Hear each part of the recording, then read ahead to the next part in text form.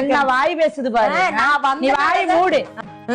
உங்க அம்மா பையனை பெத்திருக்காங்க பாரு. என் பையனை பாரு, காலைல 6 மணிக்கே எந்திரிச்சு சாப்பிட்டுட்டு உட்காந்துருக்கா. நீ 11:30 மணிக்கு சாப்பிட்டு இருக்க. ஓடே, நீ என் பையனோட கால காருடா. என்ன வாய் பேசுறவர் ஊமையாட்ட வந்துட்டு தின்னுட்டு கேட்டுட்டு தின்னுட்டு இருக்குது பாரு. ஆமா, நான் எப்படி என் பையனை பெத்து வச்சிருக்கேன், நீங்களும் தான் பெத்து வச்சிருக்கீங்க. என் பையனுக்கு குறை. என்ன வாய் பேசுது பாரு. நீ வாய் மூடு. நீ வாய் மூடு. நீ வாய் மூடு.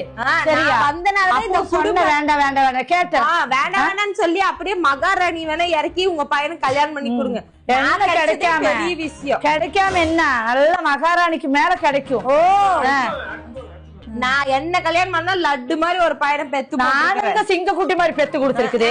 சிங்க குட்டிவா கேக்குறேன். நான் வந்தனாலதான் குடும்பம் நல்லா செழிப்பா இருக்கு.